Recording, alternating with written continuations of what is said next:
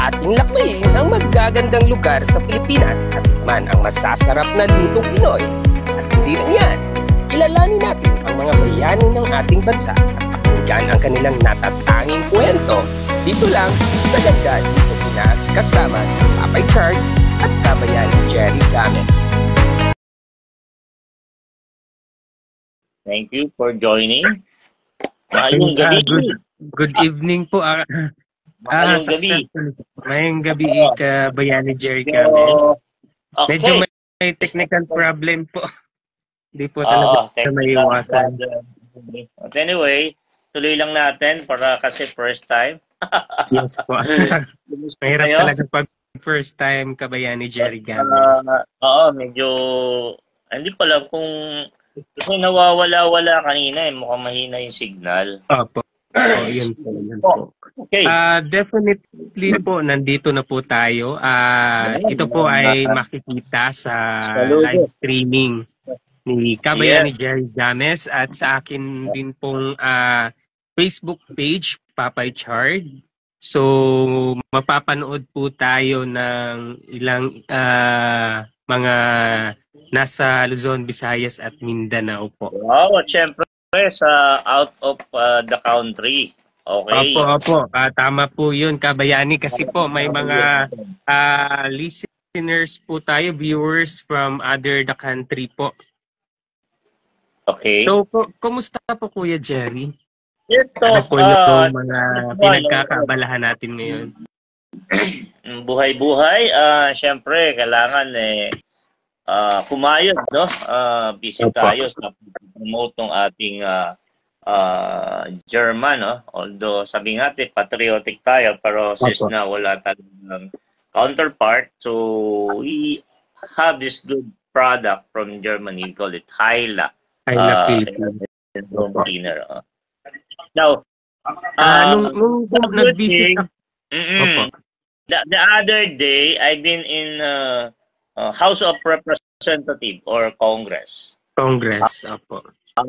And then, actually, last year ko pa yung dinidil. And thank God, magsasample sila ng isa. Kaya, ayun, we are thankful dahil makakapasok ng Kongreso. Nauna pa sa akin. Opo. Actually, sinusubaybayan ko po yung karera nyo sa politics. Kaya lang po, siguro may plano din po yung Panginoon para sa inyo. Yung sa...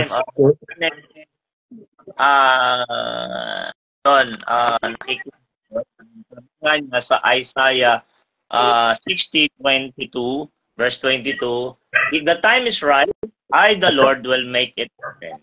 Will make it right po. So, i-share ko lang yung nakaraan kong award. Ito yung Humanitarian Heroes Award. No? Siyempre, iba pa doon yung Bayaning Pilipino Award sa Bayaning Pamilya. And of course, ito yung pinakamagandang plaque na gustong-gusto ko. Kasi, ayan, terno sa ating kasuotan, itong Yahoo, pitong Pinoy Modern Day Hero. Pero matagal na ito, collection ko, maganda siya. Pinaka gusto ko siyang plaque. Kahit mga malalaki yung iba. Ay, shout out kay Ate Kagawad, Sally Estrella ng Sampaloc, Manila. Okay. Nakapunta na din ako dyan sa Sampaloc, Manila. Ang ganda ng lugar. And naalala ko, anong taon ba yung nagpunta ka dito na nagpunta pa tayo ng circle? 2011. Kung di ko makakalimutan. Almost 12 years na. Opo, matagal na po. Sana po makapunta ako ulit dyan sa advocacy po. Ate Cora, Ma'am Cora Pinero, ayan, is watching. And you. Para po sa kapakanan ng iba, si Kuya Richard po, Abad Lames, ay taga Davao. And i-recall mo nga paano tayo nagkakilala at nagkaroon tayo ng advocacy sa, syempre, unang-una sa mga, yung Force of the Poor. Parang yun yung natatandaan. Yun po yung volunteer Volunteers for Poor Community, yun yung inorganize namin year 2020-10. Ayan, Yung nagkakandak kami ng feeding program sa mga mahirap na kabataan. And then with the support po of my friend, yung owner po ng NCCC Mall, umakyat po tayo ng bundok para ihatid po yung tulong natin sa mga indigenous community. Wow. So yun po yung isang nakaraan nating gawain. Together with our friend in media. So sila po yung naging highlight ng aktibidad ng Volunteers for Poor Community. Well, this time Kabayani Jerry. This time naman Kabayani Jerry Games. Yung mga activity ko sa volunteerismo din. Opo. Nakita ko din yung mga picture niyo po, yung tumutulong kayo sa yung pupunta kayo sa mga iba't ibang lugar, yung team niyo po. Homeless. Courtesy of Karinderya ni Mang Uro. Opo. Ikaw naman, ano ang pinagkakabalahan mo ngayon aside sa pagbablog? Ayan. Actually po, matagal-tagal na po ako sa hindi ko nagagawa yung advocacy nung ginagawa natin before kasi more on family man tayo. Wow. Nagtatrabaho ako bilang isang loan officer sa isang kooperatiba at saka laboratory coordinator. And yun nga, nakakamiss yung mga activity na ganon kasi marami tayong natutulungan na mga kapuspalad kasi hindi naman lahat may bigas na naisasaing. Talagang mahirap talaga yung iba nating kapamilya. Kung pwede lang na gawin nating instrumento. Gawin nating nasa ilan na yung 26 million yung nagugutom or yung hindi gaano kumpleto makakain, no? Yun yung nabasa ko sa So, yun yung problema nating kaya tayo nananawagan sa mga meron na umabot doon sa mga wala. Okay. Tumulong sa kahit mga maliit lang na pagkagay. Opo. Kasi po shout out po sa mga nagwa-watch nitong live namin ni Papay Chad. Okay, ang partner ko po ay nasa Davao ngayon. Saan ka nga ba sa Davao, Kuya Papay Chad? Nasa Barangay Mulig, Davao City ako. Part siya ng Turil District dito sa Davao City. Opo. Okay. Kaya nga naisipan ko na magkuhan tayo, broadcast tayo para in the near future kung mag-continue ito, magiging tulay tayo kung may mag-abot man sa atin ng tulong, maisa-share natin sa iba and makapagplano tayo kung ano yung pwede nating maitulong sa mahihirap. At the same time, showcase din natin yung magagandang lugar at saka yung mga masasarap na pagkain at saka yung kwentong Pinoy. Actually, gusto ko sana in the near future magkasama tayo dyan sa Manila. Lakbayin natin yung Pilipinas. Tapos ipopromote natin yung kagandahan. Sa Mindoro, sa Puerto Galera. Sige. Iplanuhin natin yan. Maraming ginto doon. Unahan nga tayo ng mga Chinese eh. Kaya nga.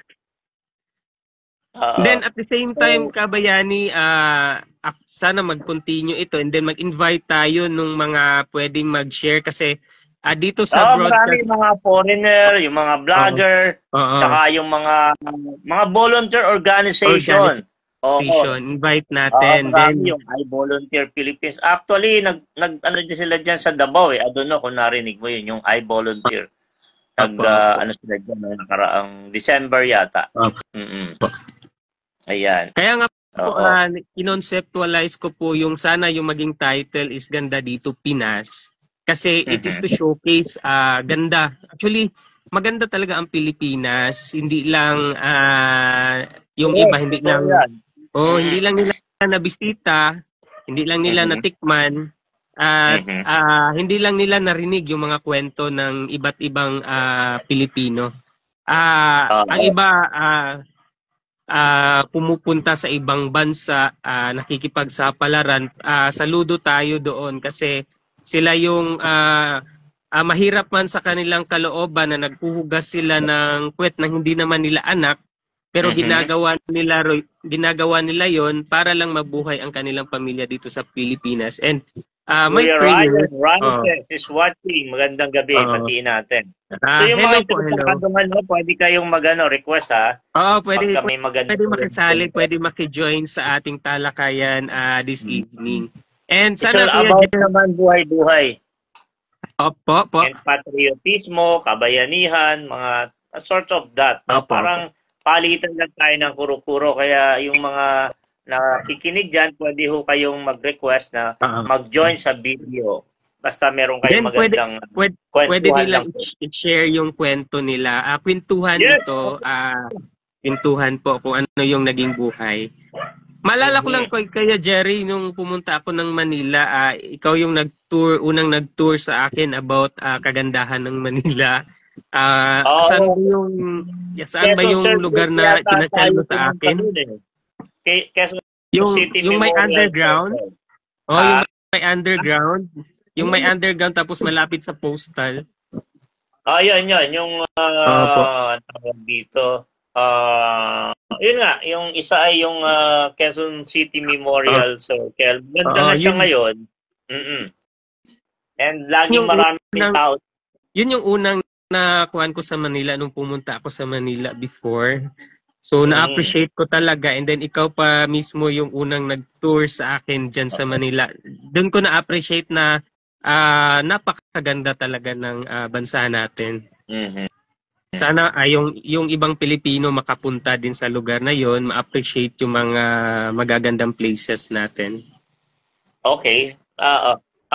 Sa Davao naman, I am particular doon sa ang isang nagustuhan kong dayuhin doon, yung nasa top na, ano ba yon, yung makikita mo yung buong Davao City pagkagabi. Papaakyat siya sa may bandang Matina. Anong place nga yun?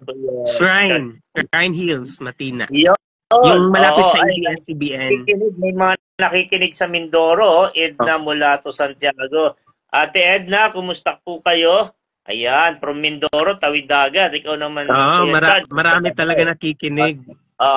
Sa Manila. Okay. So, and then ang chairman, Omar Cabawata, idol natin yan. At saka ang mahal nating asawa ni Dr. Chua, si Ma'am Arlene Chua. Good evening po. Nako, good evening po, ma'am. Good evening. Okay. Sa mga gusto po mag-share ng kanilang kasi itong ginawa natin today is mag-join sa talakayan. Mag-request lang sila ng input mo, kwentuhan. Opo.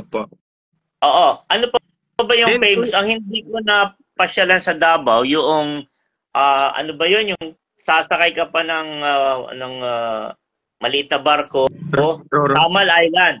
Yun ang na-miss ko. Island Garden City of Samal. Yun po yung dinadayo dito sa Mindanao, dito sa Davao. Actually kami dito sa taga Davao, pumupunta talaga kami doon pag gusto naming mag-refresh, gusto naming makapag-isip.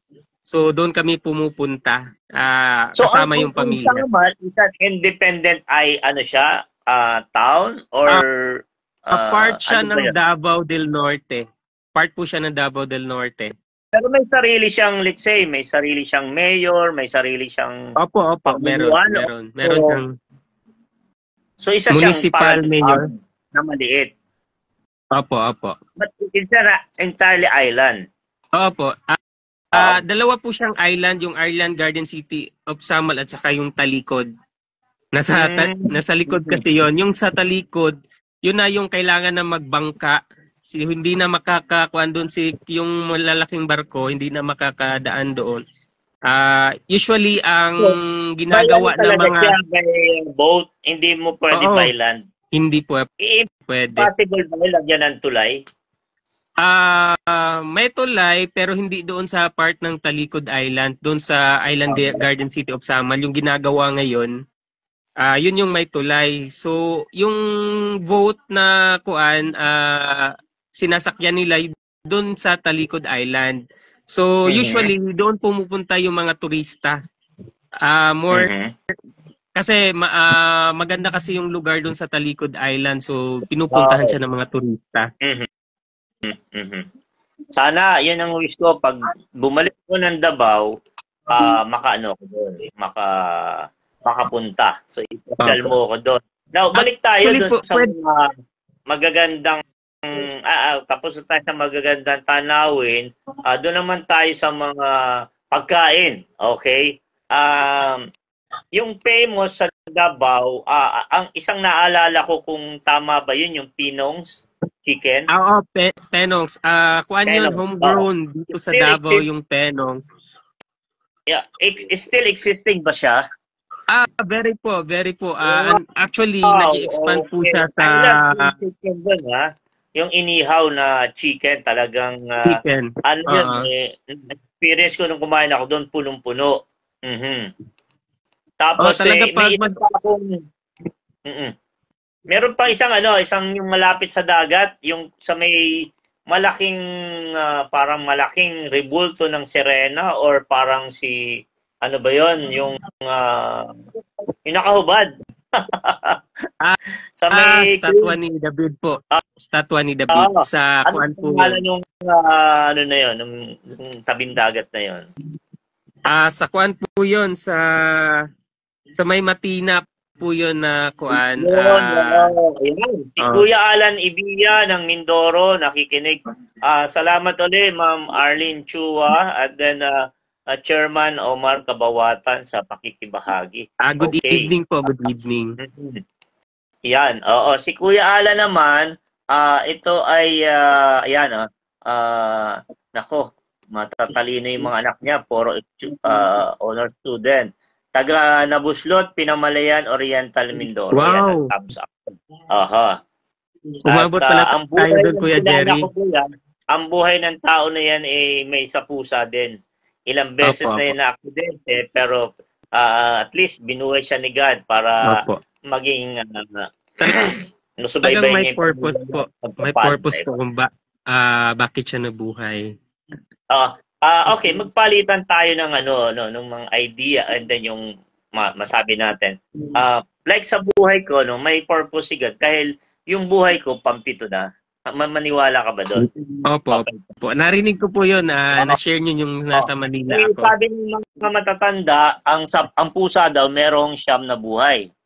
So sinasabi nila palagi sa akin, kabayani, may pusa pala yung buhay mo. Sabihin, may 2 ka pa. Nakakapito na ako eh. But anyway, I'm very thankful. I-share ko lang kasi kaya ako ay, kumbaga, masaya ako mamuhay ng pangkaraniwan. So, I called our group or myself as pangkat. Pangkat. Tanungin mo ako kung ano yung pangkat. Ano po yung pangkat? Marami para sa inyo po. Majority ng Pilipino ay kabilang sa pangkat. Ito yung mga tinatawag na pangkaraniwang tao. Okay. Kasi ako naranasan ko naging milyonaryo, naranasan ko na rin maging pangkaraniwang tao. Mas gusto ko yung pangkaraniwang tao. Alam mo kung bakit? Bakit po? I-represent ko yung karamihan ng mga Pilipino. Nakakapag yung naiintindihan ko yung kalagayan nila. Yung ramdam ko. Kaya ako nagsisikap na makapasok sa pamahalaan para magkaroon ng parang i-represent sila yung mga pangkat, itong mga pangkaraniwang tao.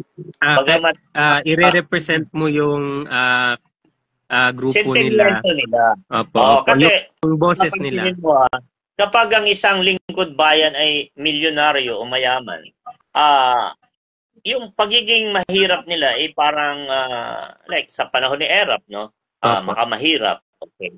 Pero hindi nila ramdam kung ano yung katulad ngayon, ang mga tao nahihirapan na it is nothing politics but yung kalagayan ng mga tao ngayon nahihirapan bumili ng bigas, yung dating pangako 20 ngayon ay kulang na lang yata ng 20 para maging 100. So but still we are hopeful, no? Umaasa pa rin tayo na sa dako-dako pa roon ay Ate Lalaine Poldo is watching. Ayan.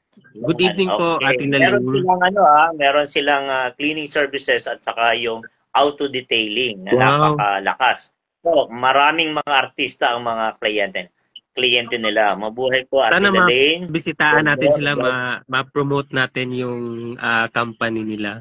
Oo. Sama tayo. No, mabalik tayo doon sa kalagayan. Okay, yung pangkat, no, pangkaraniwang tao. And you are belong to that. Okay, kasi yes po.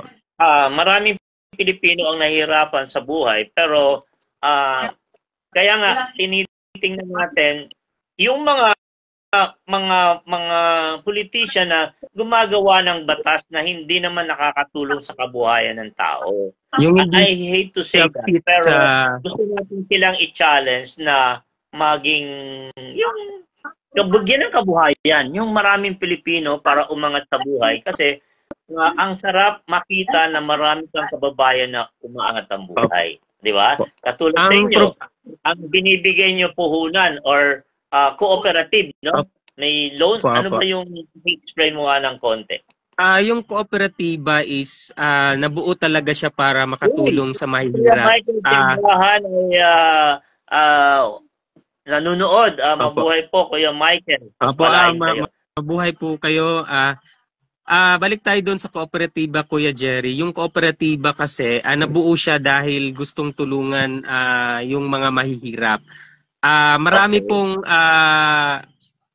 klase ng kooperatiba. May consumers, may producers, may nagpapautang, may sa transportation. Yung gusto ko ring gusto ko ring i-organize dito sa Manila, particular dito sa Sampaloc, kasi ako naniniwala yung kooperatiba ay malaking bagay para makatulong sa kabuhayan. Kasi unlike po ng corporation, ang kooperatiba po, lahat po ng membro ay kabahagi po ng kooperatiba. Sila po yung mataas.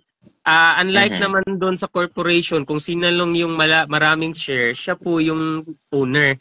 So, ang kaibahan dito sa kooperatiba, lahat po pantay-pantay. Wala pong malaki ang shares, wala pong maliit ang shares.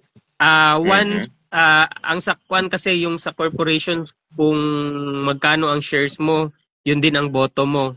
Sa kooperatiba, kahit pa marami yung shares mo doon, isa lang talaga yung boto mo. So yun yung kaibahan. And then maraming natutulungan yung kooperatiba.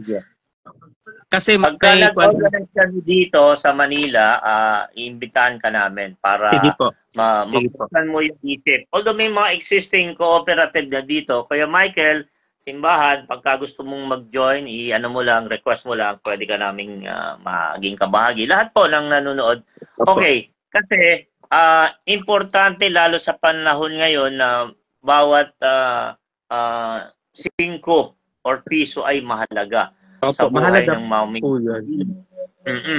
Lalo na ngayon na pamahal ang bilihin, at lalo kung consumers, di ba, parang merong balik tangkilik pa yan, may mga ganung punto, diba? Oo. Tapos ibig sabihin, yung produkto ng kooperatiba ninyo, yun na yung tatangkilikin mo, na kumita na kayo, and then napopromote pa yung produktong Pilipino. Okay? Opo, yun po.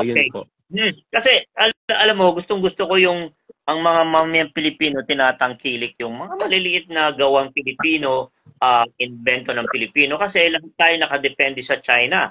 Okay? Ultimo yung sibuyas, bawang, yung mga bahay kubo nasa nanggagaling sa China. Hindi na sa bahay kubo. Ano ba yan? Ang kuwan nga, yung bigas po inaangkat pa natin sa ibang bansa.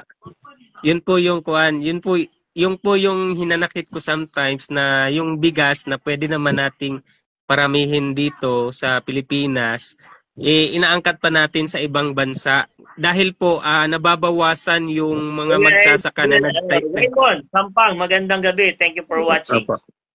Nababawasan yung mga magsasaka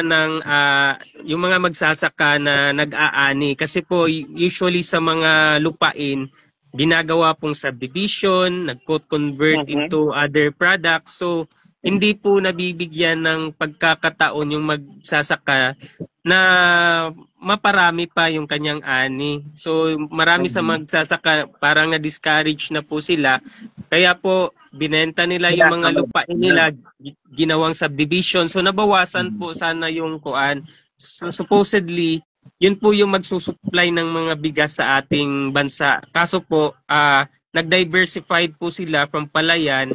Binenta nila yung mga lupain nila kasi po para sa kanila hindi sila tinutuganan ng ating gobyerno. So yun po yung nagiging problema doon. Oo. Alam mo, nararamdaman ko yung feeling ng mga magsasaka dahil kaming buong pamilya dumaan sa pagsasaka. Kaya nga, di ba, naputol yung kamay sa... Na-share niyo po yun sa akin. Oo, kasi kami ganito noon, bata pa lang ako sa edad na 13, kaming magkakapatid, kami yung nagtatanim. At pag panahon na ng anihan, kami na rin yung gumagapas para mas malaki yung kabahagi. Okay? So, at the young age, natuto na kaming kumayod ng aking mga nakababatang kapatid. Dalawa pa yung sinundan, yung bunso ko na lalaki nun, si John, mandang gabi, at saka si Jex na sumakabilang buhay na. Okay, now, yung pagkakaroon ng pagsasaka ay hindi biro, okay? Doon nga hindi po talaga biro. Kasi yung ama ko dati magsasaka. Yung ama ko dati magsasaka siya. Nagtatanim siya. Naranasan ko na yan, yung ultimong pagbasag ng lupa, yung putik, tawag doon yung magtanim ng kalabaw. Wala pang makina nun eh. Wala pa. Na lang kalabaw lang yung meron. Saka yung araro. Araro. May pison pa yan eh. So, meron. Yung buhay ng pagsasaka. But anyway, maiba tayo, no? Gusto naman nating talakayin yung mga mabubuting Pilipino, yung mga gumagawa ng maliit na kabayanihan. Kasi dito, pinaplano namin na mag-organize ng isang patimpalak o isang page sa Facebook na yung mga gumagawa ng pang-araw-araw na kabayanihan, let's say yung nagsoli ng cellphone, nagsoli ng wallet, ang dami dito akong mga kakilala na hindi nare-recognize. One time, pagka meron akong mga nagre-regalo sa akin ng bola, simpleng t-shirt na bago o sombrero, binibigay ko yon as an encouragement na magpatuloy. Naalala ko noon na isang kaibigan ko, si Engineer Ramil Bongat, nagsabi siya sa akin ng ganito. Sabi niya, Kabayani, nalulungkot lang ako. Ang daming masasama na sila yung tinatangkilik sa media, sa dyaryo, lagi nakikita, nagbo-broadcast. Pero yung gumagawa ng kabutihan, walang nagre-recognize, walang bumabati, walang nagtatanghal sa dyaryo, sa TV, sa social media. Kaya nga po, gumawa kami ng parang program initially, yung Wow ang Mabuti. Yun yung sinuggest niya. Ano yung Wow ang Mabuti? Sabihin, gusto nating iangat yung kalagayan ng mga kababayan na natin na gumagawa ng mabuti. Okay? Dito, ang dami kong gustong batiin na nagsoli ng cellphone, nagsoli ng wallet, yung talagang pera, sinisoli, yun yung tatak talaga ng mabuting Pilipino. Kaya saludo tayo sa mga kabayanihan. Yun yung tinatawag na araw-araw na kabayanihan. Okay? Sa simpleng paraan, sa konting paraan, pero malaki yung impact. Nagagalak tayong gano'n. Hindi sila nasisilaw sa kinang ng salapi na pwede nilang itago. Actually, meron akong t-shirt dito. Sabi dito ang tawag dito, Bawat Pilipino Bayani. Totoo yan, Kuya Chan. Totoo po yun. Totoo. OFW ka man, tatay, nanay. Ito yun Okay, pupunin ko lang para makita ninyo. Ayan. So, gusto ko magpagawa nito na iba-ibang mga tungkol sa kabutihan, ayan Bawat Pilipino Bayani. Sang-ayon ka ba dyan, Kuya? Sana magkaroon po ako nun. Anyway, totoo yan kasi kailangan lang buksan natin yung pintuan or oportunidad kung paano natin magagampanan yung ating pinamana ng ating mga bayani. Okay, kompleto ako dyan. Itong t-shirt, ito ibigay naman sa akin. Kuya Chad, bago ka ayan. Pilipinas. Ang ating mga bayani. Ayan. Opo. So, hindi naman ibig sabihin, magpapakamatay ka, makikipagyera tayo, di ba? Oo. Anything na mabuti. At mabuti may na pinapakita natin. Yan ay kabayanihan. Kaya challenge din natin yung mga nasa pamahalaan, may magsakripisyo kayo para sa bayan. Huwag lang para sa sarili o pamilya. Di ba? Dahil, ito yan. Mahal natin ang Pilipinas. Ang ganda ng t-shirt, di ba? Opo. Gusto mo ba nito? gusto ko po. Pagpunta mo na lang dito. Sige po. Bibisitahin po. Ayan, 3 yung binigay sa akin ito eh. Ang ganda pa ng tela. Pero gusto ko sanang magpagawa. Pero medyo mahal lang. And then, ito pa, maganda pa ito eh. Ito naman, kung mababasa mo, very very, sabi niya, iaalay ko ang buhay, pagsisikap sa bansang Pilipinas. Yan ang dapat Pilipino, mismo patriotismo. Yung hindi lang para sa sarili, para sa pamilya, yung iniisip mo rin yung ano ba yung maambag mo sa bayan, okay? Kaya yung pagpupulot mo lang ng basura, hindi pagtatapon ng balat ng candy, di ba? Yun po. Napaka-importante po nun. Yun, simple mo. 12 little things that every Filipino can do to help our country. Nandun yun. Mamunting bagay na pwede mong gawin, walang gastos, walang pagod, walang sakripisyo, pero you help our country. Kabayani, may nag-message po. May nag-message po. Gusto pa rin yung pagkakalat sa Davao? Po. Disiplina dyan. Actually po, bawal po talaga yung pagkakalat dito sa Davao. Stricto po yung yung city. Makita ka lang na baka ma-penalize ka po. So, bawal po yun. Bawal po yun. Sa pag lumabag. Opo. Okay. Oo. Kasi po yung paligid ng city po is a public place. So bawal talaga. Bawal pag nahuli ka, pwede kang multahan o ikulong. Multa. Even yung naman yung traffic. Yung traffic diyan, kumusta naman ang lagay?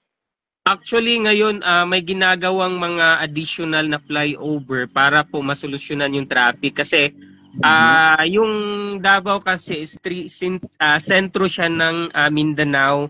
So, lahat po pumupunta sa Davao City, nagtatrabaho, yung mga may business opportunity na ginagawa dito sa Davao City. So, nagkakaroon po ng congestion sa mga sasakyan. And then, syempre po, marami yung binibenta na mga sasakyan kasi yung mga tao is afford na nila, especially yung mga negosyante, afford na nila na bumili ng sasakyan. So, nagkakaroon talaga ng congestion.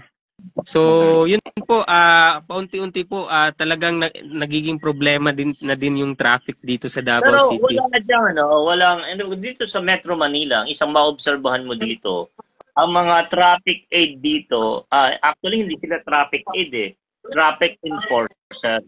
Kasi pag sila'y nasa kalye, nagkukumpulan at ang tinitingnan lamang ay yung mga nagbabiolate, like yung plate number, yung mga ganun, yung pwedeng hulihin. Pero hindi naiintindihan ng mga taong ito na ang responsibilidad nila ay tungkol sa pag-guide or paggigiyan ng traffic. Kasi inoobserbuhan ko yan kahit sa EDSA na kung meron lamang mga traffic aid na hindi panghuhuli ang inaatupag, kundi pagsasaayos ng daloy ng trapiko, walang traffic na Totoo po yan. Hindi naman zero na traffic. Ang traffic nandiyan hindi mawawala, no? Huwag tayong humangarap. Pero mababawasan. At yung dapat moving, hindi yung nakahintil ng matagal. So, yun yung isa sa mga gusto nating may parating sa gobyerno, and even yung baha, may mga dapat ding gawin. Madali lang kung talagang pag-aaralan. Pero dahil hindi nila ginagawa, okay? So yun yung problem. Okay? Sana yun yung ating tawag dito, matugunan. Okay? Po. Kasi po yung problema ng baha, most especially yung sa mga bundok po, yung po yung hindi nababantayan is yung mga illegal logging. So kasi po, pag ang isang bundok po nawawala na ng kahoy, so wala na pong mag-a-absorb. Dito naman po sa city, yung problema po is yung drainage management. Kasi pag nag-build ng subdivision, may kanya-kanya po yung mga kanal. So hindi po centralized kasi po wala pong management doon sa kuan. Basta nakapagtayo ka lang ng subdivision, okay na. Pero hindi iniisip yung drainage system. Then yun yung mga problema, kaya usually pag konting ulan lang talagang yung baha is abot tuhod, sometimes lampas dibdib na. Maabot na baywang or balikat, hindi naman. May part dito sa Davao na umaabot tagalampas tao. Yung tao umaakyat na sa bubong. May part dito sa Davao City na ganon. Kasi din po hindi po din maiwasan na malaki. 10 years ago ba ano yan? Tawag dito. 10 years ago, meron na rin ganyang parang perennial problem ng pagbaha o meron naman pero hindi ganoon kagrabe. Currently mas grabe pag malakas yung ulan doon sa bundok. Talagang yung buong volume ng tubig pumupunta doon sa rural urban area. So kawawa yung mga residente na nasa low level na matatabunan talaga yung bahay nila ng tubig. So yun yung nagiging problema sa baha dito sa Davao City. So siguro konti na lang yung kakahuyan sa bundok, wala na masyadong nag-absorb ng tubig kasi noon hindi yun ganun. So kung uulan man, hindi ganun kagrabe yung baha. Unlike ngayon, talagang kukonti lang yung ulan, talagang bumabaha na talaga. So anong pamamaraan o solusyon ng gobyerno? Supposedly, kung ako yung tatanungin, dapat talaga pagtuunang pansin yung kabundukan kasi ang problema kasi sa not only in Davao City but in the whole Philippines, ang problema kasi sa mga mining. Opo. Ang problema kasi yung paglalaging is nagiging livelihood na yung mga tao kasi dahil na siguro sa kahirapan. So wala silang ibang maisip na hanap buhay kundi yung paglalaging.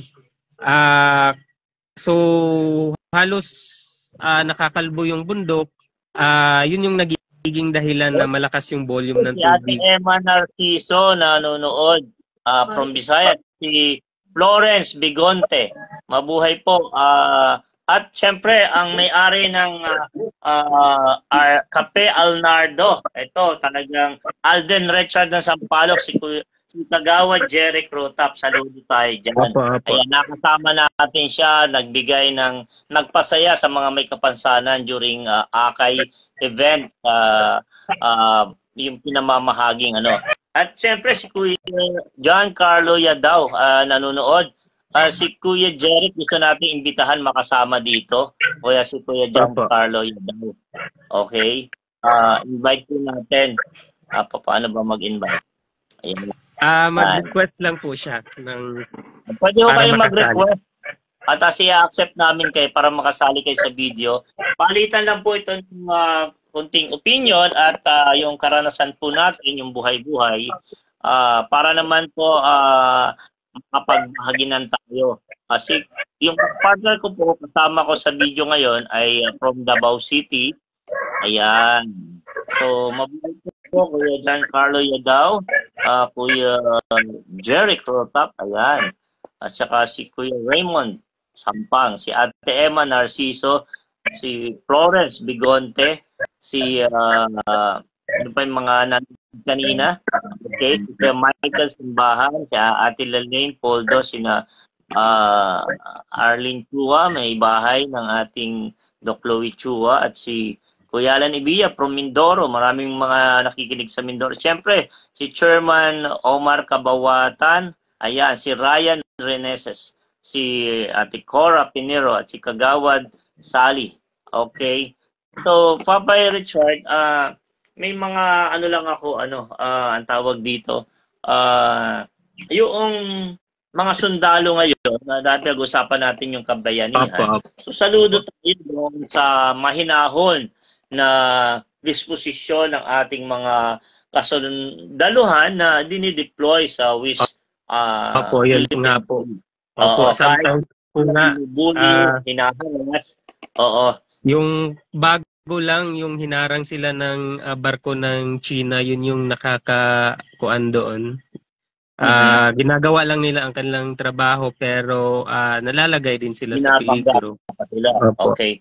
Now, alam mo, ang sa akin, no, personal kong pananaw ito na pinuprovoke tayo. Gusto nila tayo unang gumanti o magwala para sa ganon they can launch a big attack or a war, sort of that, para lang bigyan ng ng kumbaga dahilan, okay, yung kanilang pagsasakop sa mga lupain ng Pilipinas, in particular sa West Philippine Sea. Now, isang maganda dito kung bakit siguro kahit nung unang panahon gusto tayong sakupin ng Mindanao is just because tayo ay maraming mina. Okay? Mina po, opo. Now, you have to understand na sa ngayon po mayroong langis na natagpuan sa mga lugar na kung saan ay ang tawag dito, sakop ng Pilipinas, no? Kaya nga pinopostihan din yun ng mga gobyerno ng China para sa ganoon, alam siguro nila. But alam mo naman ito ang Pilipino, marami talagang mga resources, pero ibang naglilinang at iba rin nakikinabang. So tayo parang ambon lang. Dapat, kung tayo talaga yung magde-develop nun, pwede naman maging partner, financial sila o whatsoever, yung kanilang mga elemento. And then, yung mga resources naman sa atin, yung natural, paghahatian or merong proportion. But then, sa ganyang situation, sila nakakita, sila nakasumpong, and then sila yung magde-develop, kawawa ang ating bansa. Okay? And even lang doon sa mga isda, di ba? Nagrereklamo yung mga fishermen doon na dati ang dami nilang nahuhuli. Pero ngayon, parang So, hindi natin ngayon makita yung matatag na stand or pagtayo, pagtindig ng ating pamunuan, pamahalaan. Although, ako personally, nakikita ko doon yung sa larangan ng diplomasya ay hindi talaga pwede na padalos-dalos. Okay? Opo, kasi pag nagpadalos-dalos ka, malaki talagang problema din. Ayan, si Ate Marlene Villanueva na nanonood po. Ayan, paborito kong chairman, Fordes Pabiladeras ng Balik 556, kung di ako nagkakamali. Dito lang sa may Panay Blumentritt, si Nele Bida. Yan, naku, mga taga Mindoro, ang daming taga Mindoro. Hindi lang taga Sampaloc. Nakikinig. Yes. Di ba, Kuya Jeffrey, taga Mindoro po kayo? Yun yes, yung province nyo. Imbitahan ka namin doon. Papakita namin sa inyo yung Puerto Galera. Okay? Sige po. At saka yung ilog namin doon na Pola River. Actually, si Kabayan Rolly De Castro ay kapitbayan lang namin. Sa Pola siya. Kami ay sa bayan ng Socorro. Oo. Pola. Sayang dapat naging presidente yun nung that time na nagkaroon tayo ng kaya lang hindi na natin mapag-uusapan yun. Part of the history na. Basta magandang gabi, bayan. Okay. Now, ayun, no? Natutuwa ako, yung ating unang pagbabahaginan ay marami ang sabihin, natututunan, marami tayong nababahagi, yung karanasan mo dyan sa Davao, mula sa kooperatiba ninyo, mula sa mga tanawin, pasyalan dyan sa Davao, and then yung mga pagkain na talagang adik na adik ako sa durian. Sana sa susunod, Kuya Jerry, magkasama tayo, libutin natin yung magagandang lugar dito sa Pilipinas. I-look forward po natin yun. Pag-konsehal na ako. Malapit na. Bibigay na ni Lord dyan. Kasi tagal na tayo nagtatanong. So, kailangan naman umani. And then also, yung now, dun po sa mga malapit po dito, kami po sa Akay ni Sol, kung may mga problema po kayo. The other, no Saturday, nag-screen po ng extern foot drop para doon sa mga may polio, na stroke para makalakad. Yes, si Chairman Eurico Coranes. Ayan, so kung may mga kahilingan po kayo ng wheelchair, saklay o yung tungkod, basta ho talagang kailangan i-submit nyo lang at tutugunan po natin yan na mapadalahan. Actually, kahit dyan sa Davao, titingnan natin kung paano makakatuloy ang Akay. Sige po, kasi ang Akay is a party list para sa may kapansanan. Sige.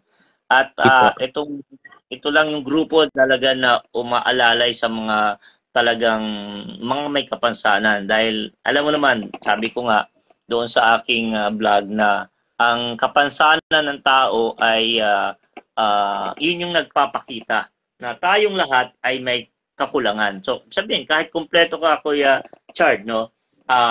Meron ka rin kakulangan. Kasi meron po.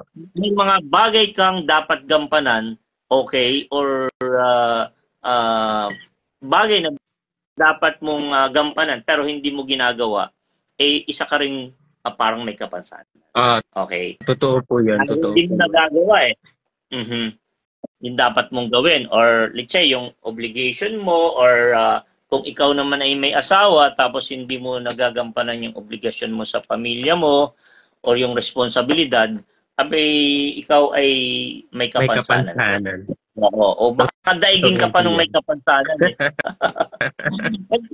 May kapansanan, parang ako, syempre, ang mga may kapansanan, medyo, yung marami ay hindi mataas yung, ang tawag doon, yung bang minsan naging negatibo sila, hindi mataas ang kumpiyansa. Para gusto nating maitaas ang kumpiyansa nila para maging produktibo at maging normal. Kasi tutuhanan, minsan may mga kapansanan na higit pa ang nagagawa sa kompleto. Okay? Kaya nga po sa ating gobyerno, bawat departamento ng gobyerno ay required na magkaroon ng yung mga may kapansanan. So, kailangan lang yun Kasi po, sila yung usually na kailangan tulungan, yung mga senior citizen, mga solo parent, o yung mga may kapansanan, okay? Gusto nating sila yung maging priority ng gobyerno. Di ba sabi ni Pangulong Magsaysay, those who have less in life should have more. Okay? So yun dapat, pero wala nang ibang Ramon Magsaysay tayong nakikita hindi ka na makakakita ng ganon. Oo. So ngayon, puro pansarili na lang. Bihira na talaga yung nagsasabi dito. Now, siguro bago tayo magtapos, may gusto lang akong ibahagi sa mga nanonood at magbabahagi nito. Ang sabi po doon sa aming pag-aaral na ginawa sa UP, nag-imbita kami ng maraming pangkaraniwan tao na may pagmamahal at malasakit sa bayan. Si Kuya Plaridel kausapin, gusto nating mamaya invite, okay? Opo. Ayan, maraming punto din yan na gustong sabihin kahit maikli bago tayo magtapos. Sige po. Ang pinaka-problema natin ay kawalan ng tunay na pagmamahal ng kanyang mamamayan sa ating bansa. Ate Lita Policarpio, mabuhay po. Hello po. Yan. Nandito po. Yan. Hello po. Nako, ang Sir, maganda po. Mabuhay po. Lalaking pinsan ko na talagang ang pananaw ay talagang malalim din para sa bayan. Standby ka lang ha, magsasalita ka. Bati ka muna, Kuya. Kumusta po sa mga kababayan? Andito po ako sa UK, pero ako po ay Pilipino. Wow! Wow! Dito mo, palakpakan dito mo. Palakpakan po. Sige. Kumusta Tuloy po ko lang dyan muna. sa UK? Tingnan kita mamaya. Okay. Sige Mamaya tayo kumisahin. Tapusin ko lang ito. Huwag kang bibitaw ha. Okay. Ang pag-aaral namin ay tumutok sa ano yung problema talaga. Pinaka-umbrella na problema ng ating bansa. Kasi maraming problema eh. Pero yung karamihang problema pala ay nag-ugat dun sa kawalan. Ano yung kawalan na yun? Ang number one talagang problem natin sa ating bansa ay kawalan ng tunay na pagmamahal ng kanyang mamamayan sa kanyang bansa. Okay? Iba po kasi yung nationalismo at iba rin yung patriotismo. Pag sinabing patriotismo, po yan. ito'y malalim na kahulugan na ikaw ay nag-aalay ng sarili para sa bayan, willing kang magsakripisyo, willing kang tumaya. Okay? Now, isa sa sinabi namin, kasi kung nagsasakripisyo, dapat hindi mo kinukunan ng kahit isang kusing. Kung kumuha ka mga ng kusing lang, hindi bilyon o milyon. Now, wala itong kaibahan. Tanungin natin, ito yung mga mabuting mamamayan nito si Kuya Plaridel. Nung may magulang ka, okay, o kapatid, nagipid ka, ninanakawan mo ba? Ano ibig mo sabihin? Okay. Nung ikaw ay may nanay, buhay pa si nanay, at kapatid mo, nagipit ka, nagawa mo bang nakawan sila? Kupit. O pasakitan. Okay. Kupit. Sabihin kupit, maliit lang. Kupit ay yung pagpaymang mga sukli. Yun. Ayun. Okay. Okay na sa ano yun eh. At pwede na natin tanggapin sa gobyerno. Pero ang nangyayari ngayon, hindi nga kupit kundi talagang as in diba, kaya may butas na pag 50 million ay pwede kang hindi siya available. So, anong hambing? Kasi kung mahal mo ang iyong magulang, okay, pwede mong kupitan, pero hindi mo pwedeng pagnakawan. Sabihin, yung malaking gamit, malaking halaga, at kapag may sasaling sa kanila, itataya mo yung sarili mo to protect them. Meaning, isasakripisyo mo yung sarili mo. Now, dumako tayo sa gobyerno. Ito ay wala tayong pinatatamaan na lahat. Kasi sabi nila, 90% ng ating mga lingkod bayan ay napipilitan ng ginagawa. Dahil nga sa kawalan ng pagmamahal. Tunay na pagmamahal. Sabihin, kung mahal mo yung bayan mo, pwede kang, sige, siguro, kunti-kunti. Pero, yung 40% na, 30% pa or whatsoever, ibang na yun. Okay? Kumbaga, sabi nila, plunder, iba na yon. Iba nga yung pa utik-utik lang kaysa sa dampot. Di ba, Kuya Plaridel? Oo. Iba yung pa ganun-ganun lang Okay kaysa dadamputin mo or dadakutin mo. Okay. So, yan. Si Ate Margarita Baldosa. Ayan. Magandang gabi po. At si Kuya Chris. Ayan. Now, yun po ang nagiging problema ng ating bayan. Okay? Sabihin, wala silang pagmamahal sa bayan. Ang mahal lang nila ay sarili nila at ang kanilang pamilya. So, ang ibig sabihin, kung sila'y nagmamahal na tunay, dapat sila pa yung nag-aabono. Okay? O kung kumukuha man sila, kunting-kunti lang. Hindi talaga waldas. Okay? kumbaga sabi dun sa termino ng kabataan eh, hindi ka tiwala eh, katiwalda. Si Kuya Charlie Javier ng Mindoro, ayan, nakikinig, ayan. Okay. So, yun po, no, gusto lang natin na makita na sana dumating ang punto na maging patriotic ang mga Pilipino kahit nasaan ka mang bansa, kahit ka mang lupalop, dahil ang sabi natin mga bansa, Malaysia, Korea, Japan, Germany, kahit Amerika, Vietnamese, mga patriotiko. Alam mo kung bakit? Kaya muulad ng bayan nila, okay, lesser ang corruption because they are willing, sa hapon, di ba, mabalita ka lang, machismis ka lang nagnakaw or nangupit, okay, nag-aharaki rin na. Eh dito sa atin, abay, honorable pa. Okay? So, nasaan ang justisya? Ayan, okay. Now, sige, dahil nag-play sa atin importante tayo si Claridel from UK. So, point ko naman ang konti dyan sa UK. Hello, sir. Hello po. Ang aking masasabi, kasi ang corruption kasi isang temptation kasi, yung temptation kasi ng tao, yun bang siguro for me parang ang agwat lahat ay yung dishonesty ng isang tao kahit na sa maliit na isang firm, talagang yung temptation kapag nayan, tapos ikaw ay dishonest, talagang wala, hindi mo talaga mapipigil hindi mo mapipigil talagang kumuha. At yung iba, pag nasanay ng kumuha, palaki na ng palaki. Kahit dito sa UK, yung sabihin mo dito na walang korupsyon, talamak ang korupsyon dito. Sa paggagawa na lang dito ng mga infra, talagang grabe, makikita mo talaga yung korupsyon.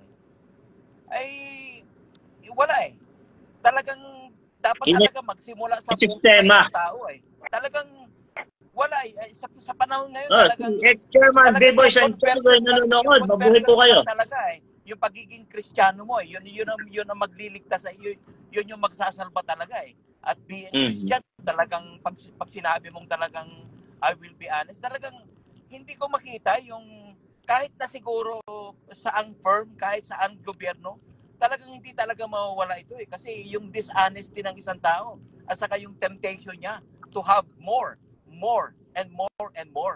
Pero kung siya ay converted siya as a Christian, may conviction siya as a Christian, possible na kumupit lang.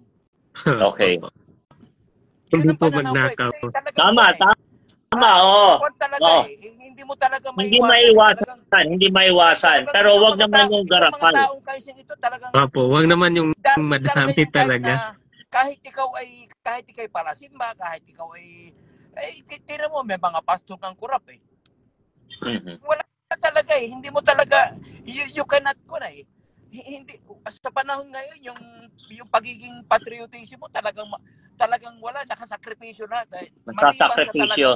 Katulad ka ni Jesus na iaalay ko talaga yung buhay ko sa'yo. Pero less than that, wala ko nakikitang magiging pagbabago Wala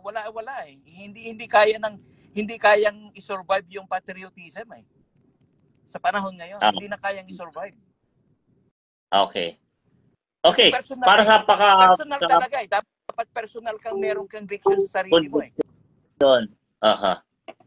Okay, Kuya Marmon Paul Gumaro, ang pager ng Sampaloc at Isko ng Sampaloc nanonood. So yung kasama po natin sa video ngayon na papanood ninyo, si Kuya Charge ay nasa Davao City at si Kuya Plardel ay galing sa UK. Ito po yung mga patriotikong Pilipino na nais ibahagi ang ano ba yung kadakilan, ano pa yung pwedeng gawin ng mga Pilipino at ano yung mga bagay na hindi kayang alisin pero pwedeng bawasan. Okay? We do believe with God's permit na permission na talagang ang mga tao ay likas ng makasalanan, likas na they want more and more. Okay?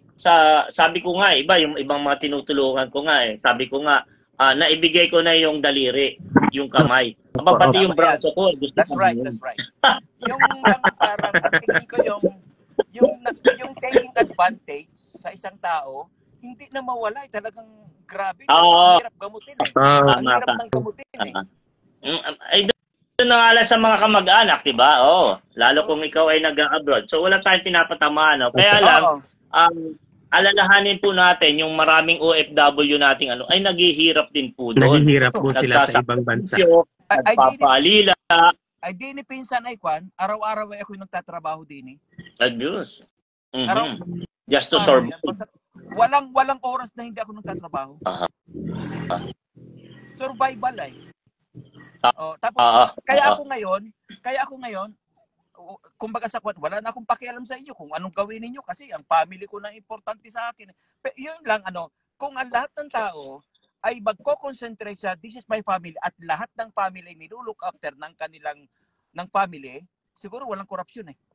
Totoo po yun. Totoo po yun. Walang korupsyon eh. So, we are not moving naman sa zero corruption. Nakikita ko ngayon, at least kahit magpursige na tumulong sa bayan, na lumantak ng tira sa bayan, just make your family good.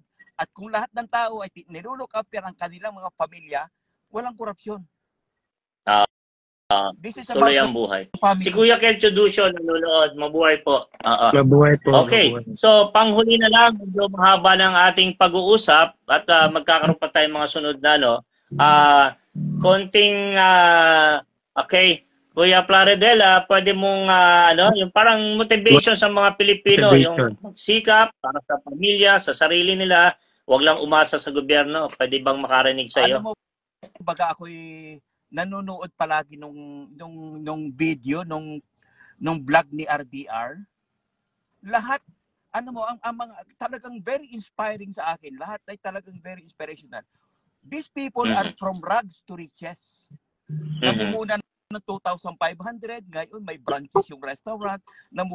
This is about how you do it. Wala na, wag kang umasa sa gobyerno. You don't have to. Oo, tapos ngayon, sabi ko nga, wala nang patriotism. Kanya-kanya na ngayon. At you survive with your family. And that's it. Yes. Wag mo nang aasahan yung gobyerno na magbabago. Wala eh. Wala ka na. Kahit tayo mamatay. Wala kang maasahan dyan sa gobyerno na yan. Wala na.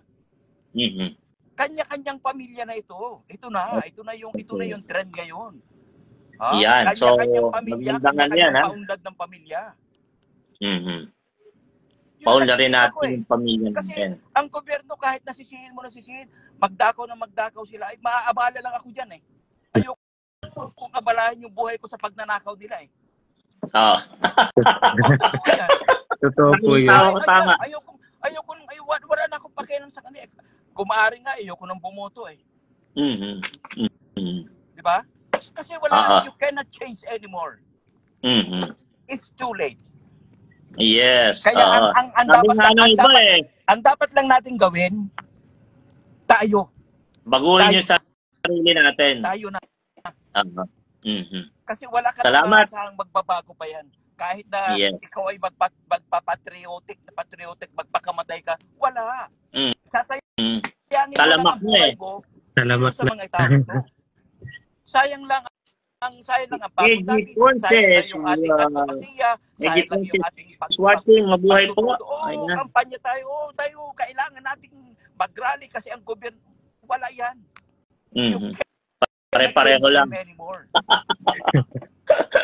Parang, naalala ko tuloy. Ito naikwento ko lang. May isang dating tumakbo ako at nagra-rally kami dyan sa may tabi ng Riles. May isang lasing. Oo, di ba, 6 yung konsyal, isang congressman, isang vice mayor. Ako na yung pang-6 kasi sunod na yung congressman, vice mayor at saka mayor. Kada magsasalitang konsyal na kandidato, sinasabi niya, nagmumura siya at may hawak na gin, lasing, kayo ay magnanakaw. Sabi ko sa kanya, ako ay tumatakbo ngayon dahil pareho tayo ng pananaw na lahat sila ay nagnanakaw. Gusto ko maging kakaiba. Sabi niya, hindi, magiging magnanakaw ka rin. Ngayon, gusto ko siyang mapalis na hindi magkaroon ng commotion. Chinalis ko siya, kaibigan, alin ang pipiliin mo? Yung 2 kamay, dobling mananakaw yun. Si Kabayani, 1 kamay, kalahating matitipid na gobyerno. Bino siya ng mga tao, umalis. Hindi niya na nahikling yung yung congressman sa mayor. Hindi siguro pinsan yung ikaw ay patriotic tapos ikaw ay mapupunta ron, magnanakaw ka. Hindi yung term na magnanakaw ka rin ay. Yung walang kabaga magawa. Kahit nandun ka na. Oo. Kahit nandun ka na, talagang wala ka. Kasi ang dami pumasok sa politika. Ipatumba ka nila o sirain ka nila eh. Pag hindi ka nakisama. Wala kang magagawa eh. Talagang for me, ako naman, alam mo naman ako, nagpolitika ako sa Pinamalayan. Di ba? Ako yung naging first councilor ako sa Pangalagala. Naging kapitan ako. Tumakbo ako sa bayan. Wala ay. Ganun din. Kahit anong klaseng advokasya mo. Kakainin ka rin ng sistema. Kasi yung sistema, kakainin ka eh. Kakainin ka talaga. Wala eh. Kaya ang tingin ko ngayon, tama yung pinopromote nung nagbablog si RDR. Talagang ang makakapagpaunlad lang sa bayan ay kung ang lahat ng tao ay maunlad. Kanya-kanya. Yes. Magsikap lahat. Magsikap lahat. Ay, ang dami pinsan. Pero mo yung iba, very inspiring sa akin yung nagpapadyak-padyak lang ng kape. Ngayon, may ilang branch na siya na restaurant. Wow! Inspiring. Kaya, yung mga ganung ito yung tinitinan ko ngayon, na sinasabi ni RDR, huwag na natin pakialaman sila. Kung ano man yung kawalang hiyan ng gobyerno na yun, huwag na natin pakialaman yung mga yan. Wala na tayong magagawa. Kung ano yung gagawin nila sa atin, pasalamat tayo. Kung ano yung nanakawin nila sa atin, pasalamat din tayo. Basta't kayo, kanya-kanyang pamilya, kanya-kanyang paunlad ng pamilya, at sigurado tayo, uunlad ang bayan. Yun. Ganda. Salamat mga kababayan, mga mahal na taga-subaybay. Ito po ay Punto de Vista, galing pa sa UK at isang nagmamahal din sa bayan na prinsipyado din. Salamat po sir, salamat po. Nakikita niya talaga yung liwanag. Pero ako, pagsisikap Pilipinas, ang bayan ko, ang pinakamamahal kong Pilipinas, yan talaga ang akin nasa puso ko. Pinakamamahal po natin. Pinakamamahal po natin. Paano kaya kita mapadalhan ito? Padalan mo ako niyan. Sana, ayun, siguro Kuya Jerry, in the future, pagawa tayo ng mga t-shirt na ganyan. Susunod ulit Kuya Plaridel, mag-ano tayo. Malapit na tayo magwakas. Konting salita na lang kay Kuya Chad sa Papa Chard kay natin from Davao City. Ako po thankful po ako nung nag-approach po ako kay Kabayani Jerry Games kasi po kami magkaibigan kami since 2010. We have same advocacy po to help the poor. And before nga kami umaakyat talaga kami sa bundok tumutulong. Yung problema natin is kahirapan and actually yung kahirapan hindi naman yan mawawala. Ang kailangan lang natin is gumawa tayo kung ano yung nararapat. 'Di ba? Yun po yung sabi sa akin ni Kuya Jerry noon na kung ano yung pwede nating gawin kahit kaunti, gawin natin. Kung may problema tayo sa gobyerno, kung may problema man yung gobyerno kasi may problema talaga yung gobyerno, wag na natin yung sundin, gumawa na lang tayo kung ano yung nararapat kasi mahirap naman kung susundon natin sila, papasok tayo sa mga ganong kwan, then magnanakaw pa rin tayo. So hindi po ganon. So kung ano po yung nasa puso natin, yung pagmamahal natin sa bayan, yun po yung dapat nating gawin at yun po yung dapat mangibabaw. Yun po yung para sa akin. And I hope po na magtuloy-tuloy po itong ating live broadcast and marami pa po tayo mga Pilipino na mag-share, maimbitahan na mag-share. Opo, ng kanilang mga kwento. Kwentong Pilipino, maliit man o kung ano man yun, may kwento nila sa atin para po ma-inspire, mabigyan ng motivation ng ating mga kapatid na Pinoy po. Yun lang po. Yeah. Salamat po. Okay, yung pinunto po ng ating taga UK na nag-share ay maganda po na panindigan natin na tayong mga pamilyang Pilipino ay magkaisa na paunlarin ang bawat pamilya. Huwag umasa kung kanino. Okay, para sa ganon, mula sa kabataan, tulungan nating maging masikap, masinop, maghanap buhay at paunlarin tulong-tulong ang bawat pamilya. Kasi hindi natin pwedeng iasa ang ating buhay sa gobyerno o sa ibang tao.